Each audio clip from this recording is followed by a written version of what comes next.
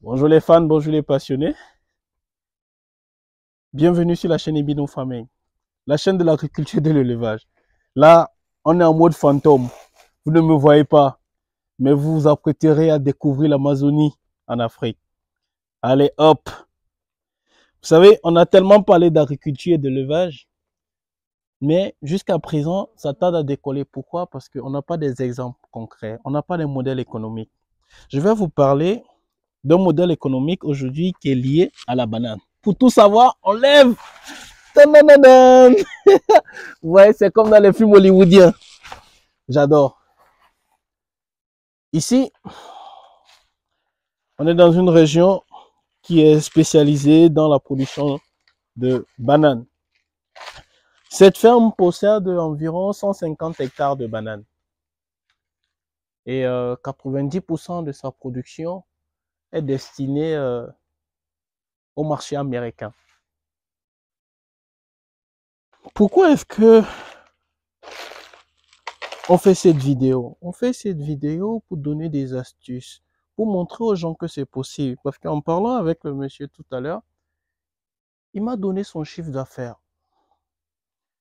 Et il vend le kilo de banane à 1 euro. Et on va essayer de faire un peu le calcul. Vous voyez, si on prend 10 hectares, ici ce n'est que des serres en bois. Et pour dire la vérité, vous voyez, les serres en bois ne seront pas propices partout en Afrique. Ici, ils sont dans un climat qui se rapproche plus du Sahel. Non, les pays où il fait extrêmement chaud, où on a moins de 3 mois de pluie, seront adaptés et appropriés pour ce genre de technologie. Parce que l'excès d'eau, vous voyez, au-dessus, peut faire en sorte que ça s'affaisse, donc vous pouvez, ça peut très vite se, se bousiller. Mais ce sont des serres en bois qui peuvent durer, qui ont une durée de vie de 20 ans. Ouais, vous pouvez voir le bois, c'est de l'eucalyptus. Vous pouvez vous approcher pour voir. Vous voyez, non? En faisant le calcul, ce monsieur sur 10 hectares disait sur son investissement, il a quoi? Il a besoin d'un bassin pour 3000, il a un bassin de 3000 mètres cubes qui va lui coûter à peu près 60 000 euros. Il a un forage, mais il fait un forage ici à 380 mètres. Vous voyez que c'est très profond. Vous voyez, avec le forage, la pompe, ça revient à 50 000 euros. Il a à peu près 200 000 euros de frais d'irrigation et puis tout ce qui va avec pour les installations. Bref, il est à peu près à 1 million d'euros sur les 10 hectares. 1 million d'euros, quand il regarde la production annuelle de la banane, il vend le kilo à 1 euro. Vous voyez, 1 euro le kilo, il est niveau production moyen de 60 tonnes par hectare. Vous voyez? Donc 60 tonnes, on est à peu près à 600 000 kilos. 600 000 kilos, qu'est-ce que ça donne? Ça donne à peu près 600 000 euros. Vous voyez? Ça donne à peu près 600 000 euros. Waouh! Et quand vous faites à peu près, vous voyez, sur une année, ce que ça représente. Hey, Choukran, venez voir la banane. C'est de très bonnes bananes. Voilà. Donc, quand vous faites le calcul, 60 tonnes, ça fait 60 000 fois 1. Voilà, ça fait 60 000 euros sur les 10 hectares. Ça fait 600 000 euros sur une année. Vous voyez qu'en 2 ans, ça fait déjà 1,2 million. Donc, vous voyez que un investissement comme ça, en 2 ans, il a amorti. Mais ce qui, moi, m'a impressionné ici, vous voyez, c'est l'intelligence de ces gens. Vous allez voir, c'est ici qu'on va mieux le voir. Ici, ce sont des bananiers qui sont en fin de cycle.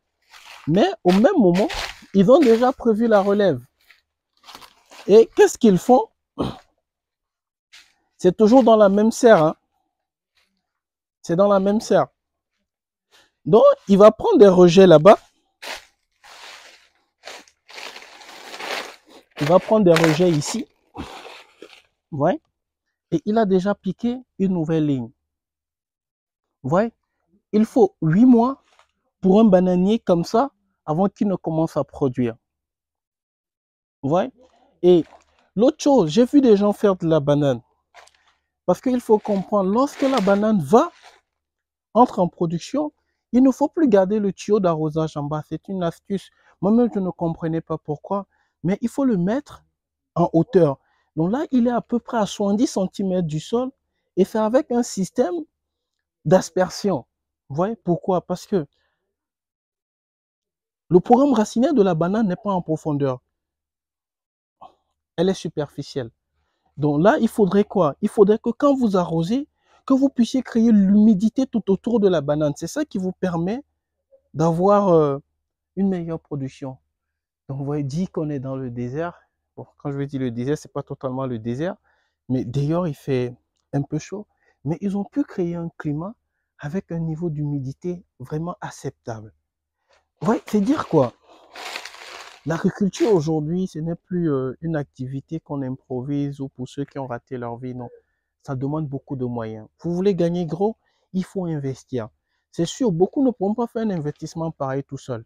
Il faut se mettre en groupe pour pouvoir le faire parce que c'est en ce moment-là que vous aurez un retour sur investissement et que vous pourriez vraiment dire que oui, l'agriculture est rentable.